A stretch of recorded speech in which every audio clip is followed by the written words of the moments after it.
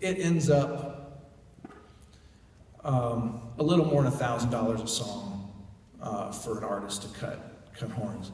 But there's normally a 2-hour minimum. So if a client if you're going to cut more horns on this record, do it today. It's less expensive. But I do have a rapport with the players that they know I will do like a per song rate at like $125 a player for them to just come in and cut one song for me. So it's kind of it's not all the way to a 2-hour minimum, but like I give people enough work in town that they kind of work with me, and it's not too far away. Like everyone's unions are cool until they get in the way. Like there are standard union rates, but until it like costs people work, you know, when legitimately this job is not coming to us because your union rate is too much. You just work it out. But in the end, I'm trying to be fair to people and make sure people are making a good living and things like that. So this is the second verse, which is kind of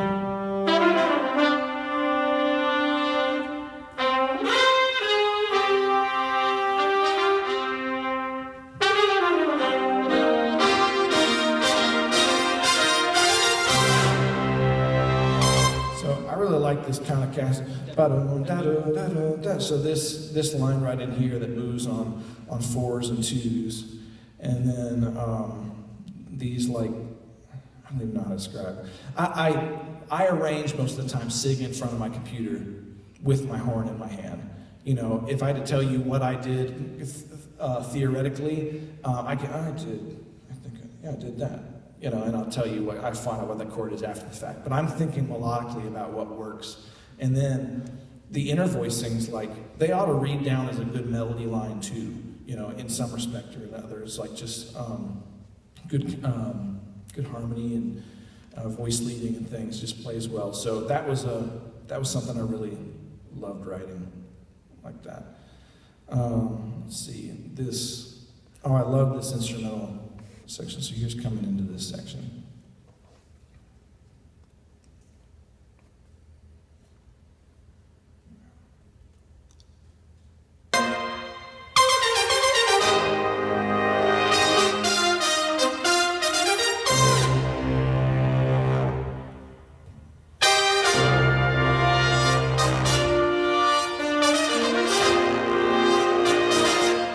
Like I love that. Like it goes to like a 2-voice.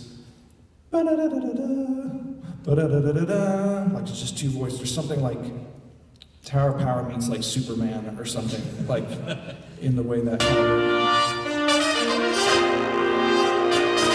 it creates this half-step rub in there somewhere that. Let me take out this low brass stuff. Oh, dude. I mean, just temporarily. Okay, calm down.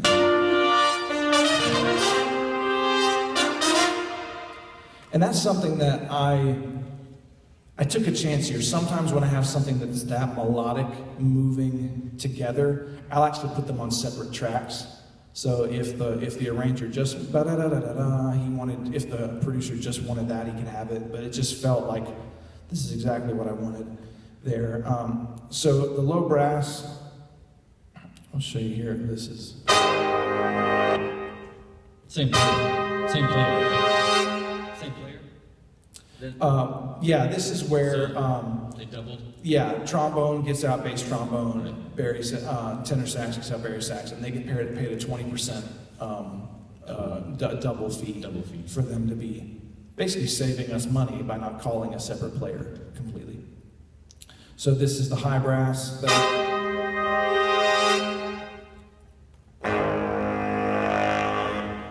And I think this is Barry and bass. Yeah, yeah, Barry's great. And so this is an instance where the producer actually sent me. This is a sample that he had that, you know, is fake. She actually gave me this. And I thought the voicing was cool, so I actually copied it exactly.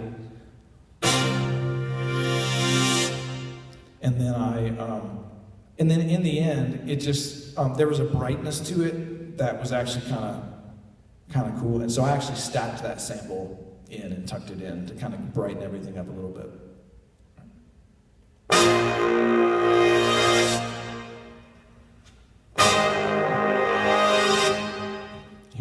about that sample.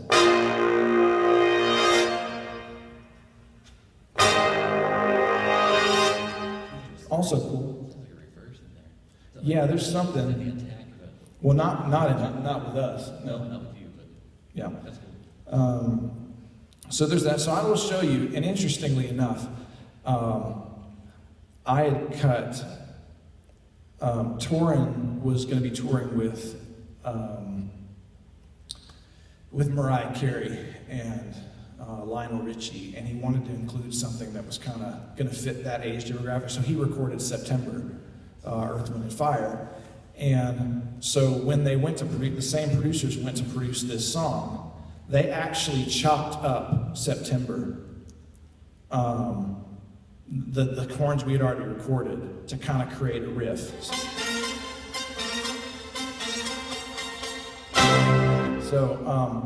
So they sent me, hey, here's kind of what I want.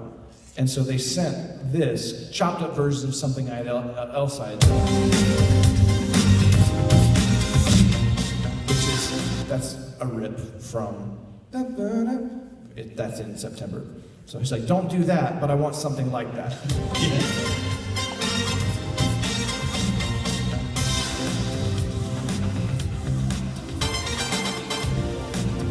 So this is what the producer sent me, the kind of thing.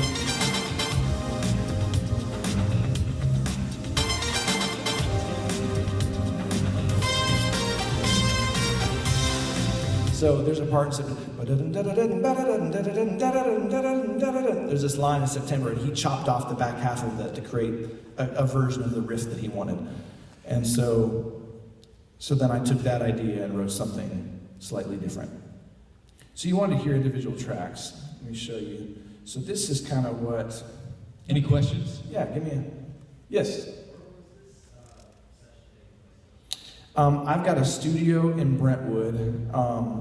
It's a pretty tragic thing, but my best friend, his name is David Upton, he always wanted to have a studio to record people, help bands, help musicians that wanted to make records, and he passed away last year of a massive heart attack. And so I had worked out of 48 years old, just really, really crazy. But he and I'd worked out of his studio before. He let me use it whenever, but when he passed, his wife came and he said, it's yours. Like whenever you was 2,500 square foot studio, it's just really beautiful. And so I work out of there 30% of the time whenever I'm tracking a band or cutting horns. So I have 4 seats that are set up and mics that are tracked and a template it takes me no time anymore to do it. So there's a little 140 hertz bump in the room that I wish wasn't there that kind of gets EQ'd out. But it's not bad at all. So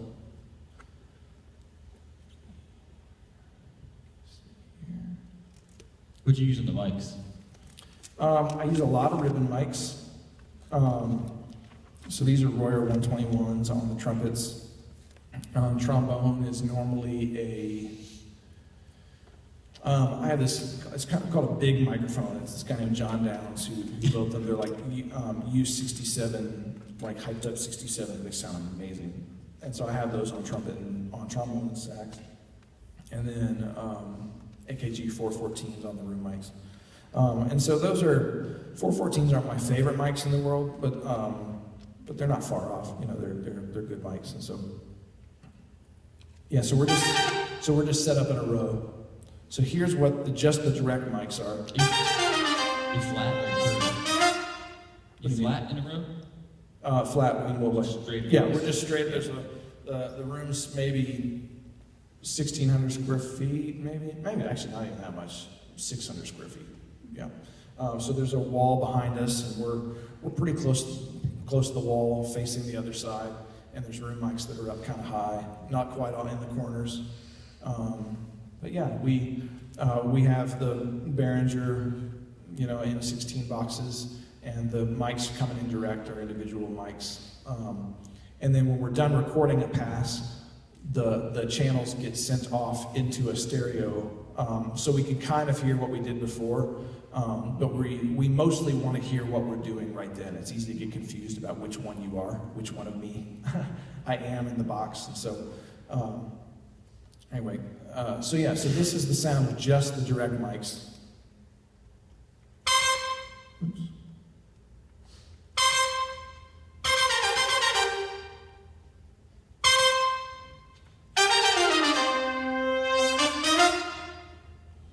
So and here's just the room mics. Oops.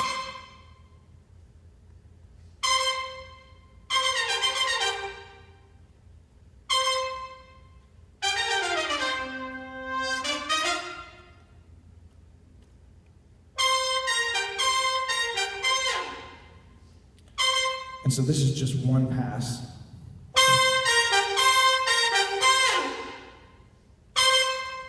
And then you put the other side in.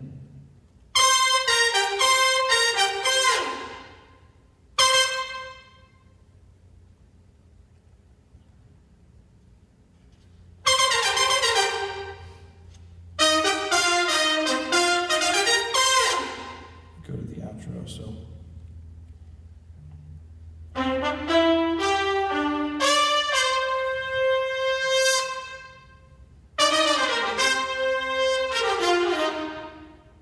And so some for you brass players in the room, we never cut off right on one unless it's specifically marked for us to do so. We are always cutting off the 16th before.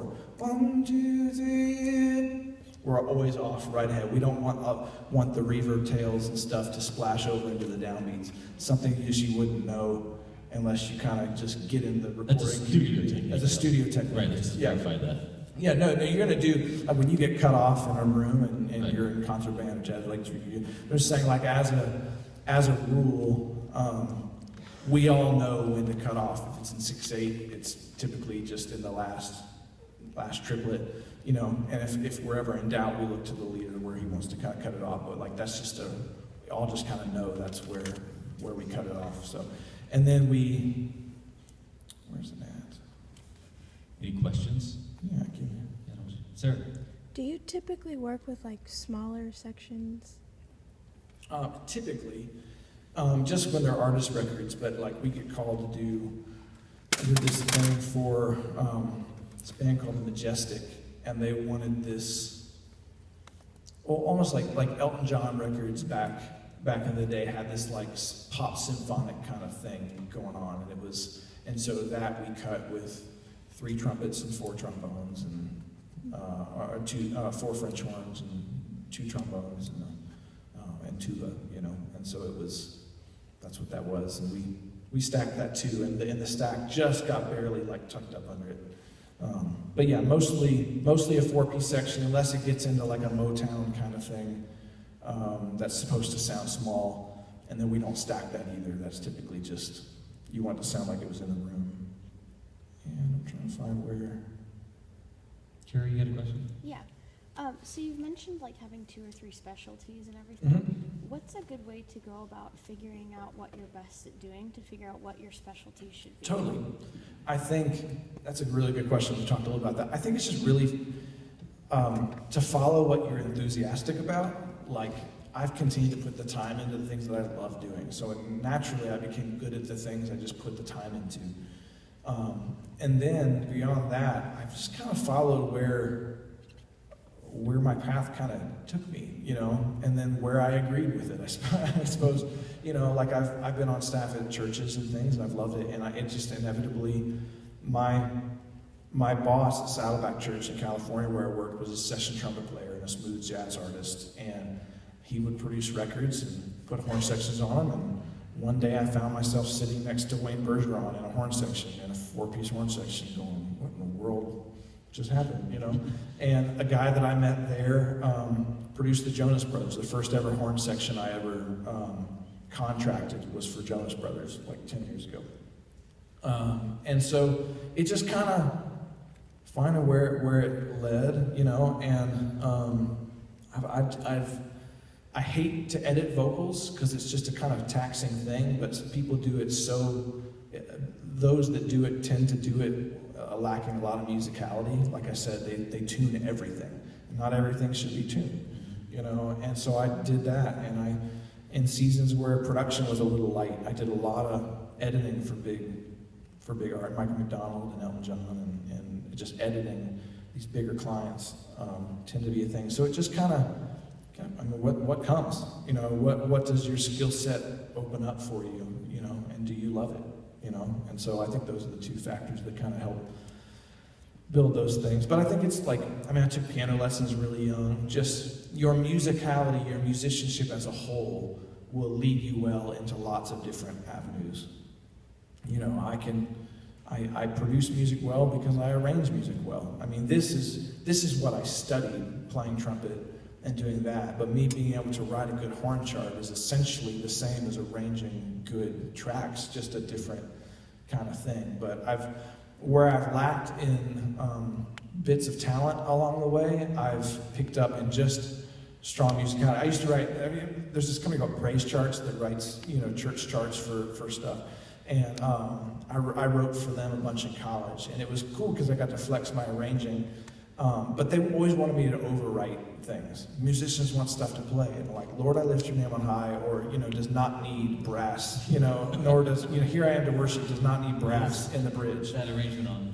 Yeah, but they'll do it, you know, just junk like that. And I said, but it doesn't, and he really wanted me to do that, you know. And he said, the players want it. It's like, I'm a player, and I don't want to play something that doesn't feel right to play, you know. And so then I started, I got hired to produce a church music record, like a record that was meant for churches with choirs and orchestras and stuff. And when I went in to record the kind of things that I was being asked to write for Praise Charts, I went, holy cow, this doesn't make a lot of sense. I'm writing to write instead of writing to make music. And that's when it all shifted. Because I grew up playing like in British brass bands, playing like competition. Like the harder it is, the better, and the better you did that hard thing. And it ruined me as a songwriter and as a arranger for a long time, because that's what music was to me. And I had to realize that's not making music. That's something different, you know. And you know, good on it. And as part of talking about following the path, like, I don't want to make music like that, but the fact that I played all these orchestral transcriptions on cornet for so many years is why I am as technically as skilled as I am. So, you know, it all kind of... You told me something at lunch the other day that you did during breaks, during orchestral movie scores. What do you do when you told me that you work on scales in your mind? Oh, like without this playing. My wife hates it, but I mean, I'm so fidgety, and I sit there, you know, just doing this all day long and chromatics and things. But like, I found myself for a long time, like, I'd pick some scale pattern or some arpeggio, and I'd walk in, I'd pick it before I went to the movie theater, and I would sit through the 2-hour movie, and I would practice that scale pattern in all 12 keys, you know, for that whole 2 hours. And then I'd go home and pick up my horn and see if I learned it right. But just from, you know, but I mean, for whatever talented I am, it's just because I'm a nerd about it, and I've been obsessive, and, you know, it's because I've loved it, and it's been fun, so. Look where it's gotten you, though. Yeah. I mean, open doors you may not have had. Absolutely. Yeah. What other questions you guys have? Yes? What machine are you using for the software here? The computer itself, or the one that's breaking down on me 10 times, or the software? Well, what do you usually use, or what? Yeah, I use Finale. I would probably use Sibelius if I had The machine. Oh, the machine. It's a 2016 MacBook Pro. Yeah, so I've been asking it to do a lot. So, you know, it is a pretty powerful machine, but I have a tower at home that I use. And so I'm split pretty evenly between Logic and Pro Tools. And if I had a choice, I'd be in Studio One. I just think it's far and away the best DAW anywhere. But so I started in Pro Tools. I was here forever. And then Pro Tools, Avid as a company, really frustrated me. And so I moved into Logic. So I do a lot of programming in Logic and then move it over to Pro Tools. And sometimes just change your art, change your tools. And so I'll be stuck in Logic and don't know what to do, and I'll move over to Pro Tools, and just the new environment and new set of tools will kind of unlock something. So I kind of, you know, do whatever. But I use Finale to notate. There are guys way more complex about that than I am, but I have a template that is set up really well, and I don't deviate from that very often. Drew, you had a question too. Yeah, what are your biggest inspirations, like, from producers? What producers inspire you? Greg Kirsten, he's done like Adele and all kinds of stuff. You mentioned Ryan Tedder earlier, I think. Like if Greg Wells, first of all, Katy Perry, and he did The Greatest Showman, and Tasha became friends with him because he produced Katy, and so he's actually become a friend and a mentor, and I get to ask him questions, and that's been pretty cool. And so, yeah, those that kind of have a pop side, but with a human a human side to it. It makes me feel stuff. Those tend to be the people that I'm drawn to most. I do have a quick question. Yeah. Like, as far as like growing in like skills, as far as like recording and mixing and stuff, like I have like a home studio where I do my own stuff, but like skill wise, in no way there where I can record for other people, especially not for money. You know what I'm saying? So how do I grow in those skills with it being just me right now? Well, I suppose you're making music for you, you know, and like I said, the same as I was kind of mentioning, to have if you find a problem, decide mentally how you're going to fix the problem. Don't just start moving knobs. I say the same thing is when you're producing music. Have a vision for what you want to create, and create a plan. You know, I want it to sound like this. That probably incorporates this. And kind of come up with what you might think that want to sound like. You know, whatever you can do to organize your thoughts. And sometimes people think too broad as they produce. Sometimes you need to like loop a chorus and just stream of consciousness, add a new instrument, keep working on looping it, and just move quickly through the most important things, and get that section feeling really great. And take breaks. People don't take enough breaks. And then get that feeling great. But you know, peel the onion. You know, do the main thing and make the main things the main things. If you don't have something that sounds really great as a main instrument that you can produce around, you probably don't have a song yet. And you might get to, you know, it's all about balances and it's all about good arranging. You know, most people think mixing is about all the compressions. Like 80% of it is balance, like getting things in the right balances. And most of production is good arranging. And just, you know, simple is better. Like if you can make the song sound done with 4 instruments, make the song sound done with 4 instruments. And if you need to start layering things, then layer things, you know, but you just gotta do it and practice and, you know, analyze your favorite things. Do have influences. Sometimes it's a really good thing to, as a skill, the same way you might transcribe a jazz solo, go and try to recreate a track.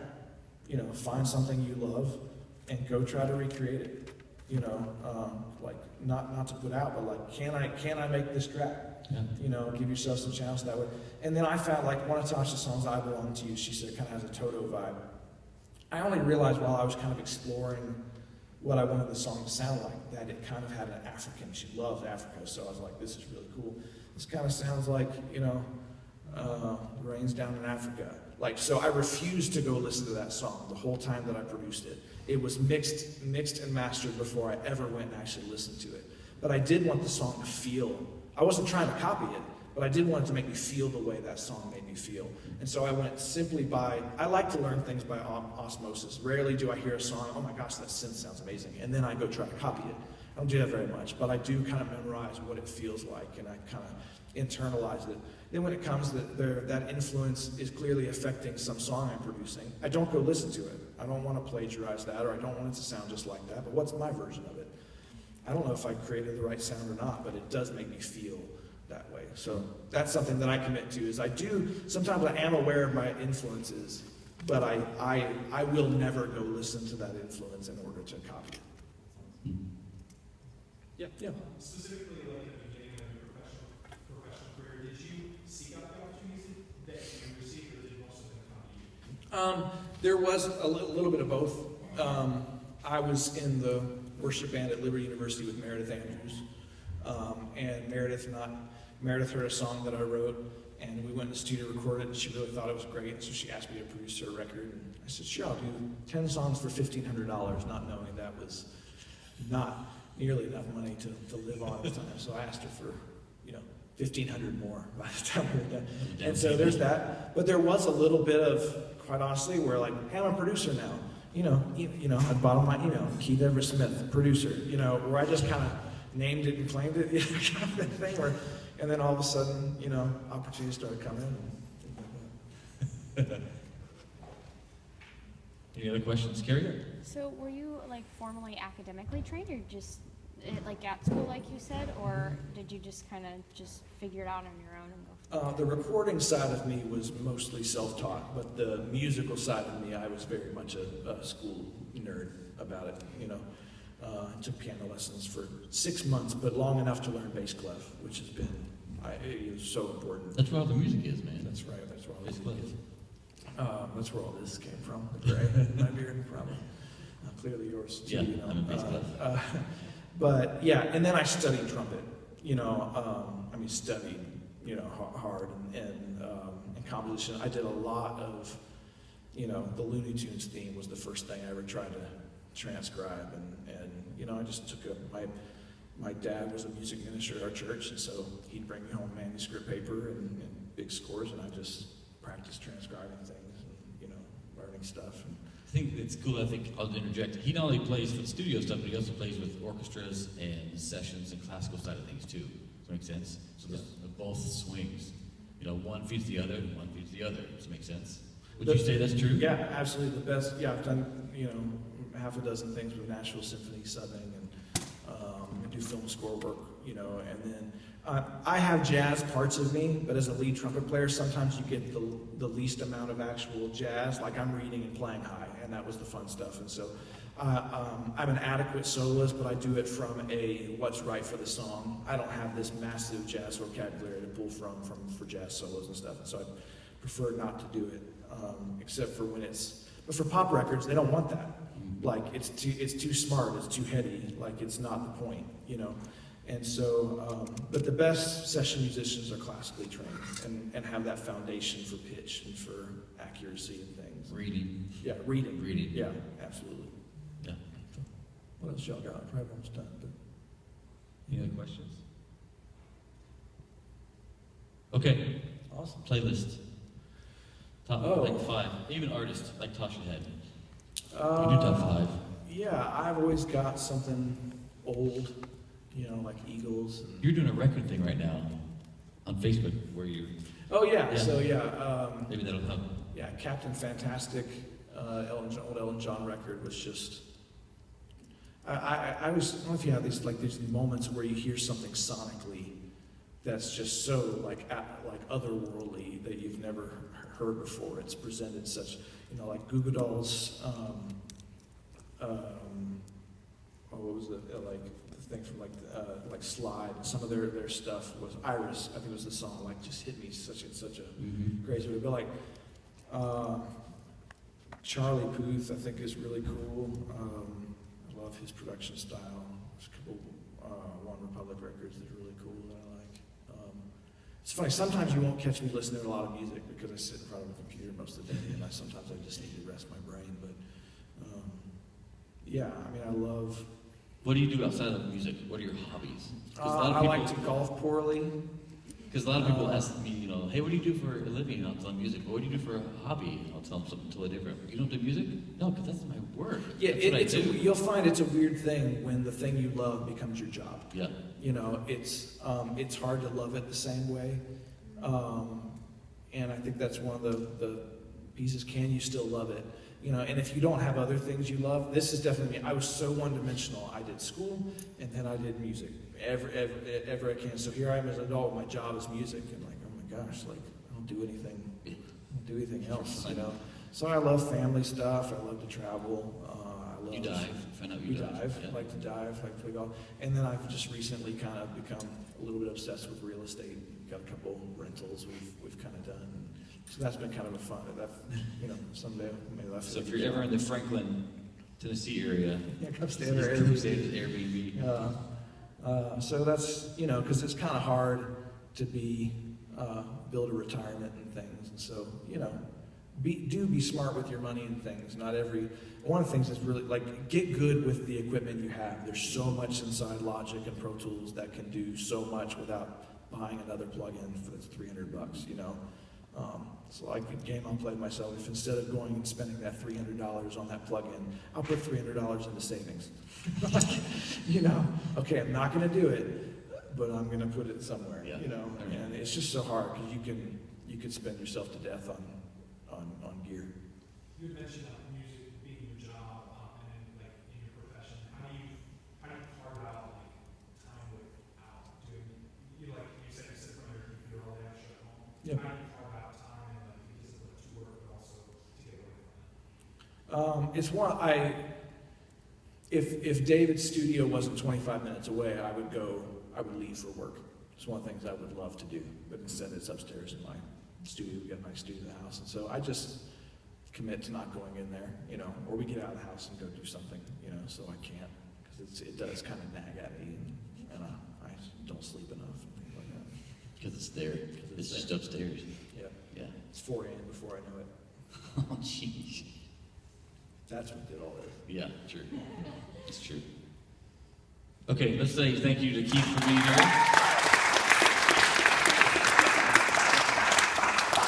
Thank you guys so much for coming. Have a good afternoon.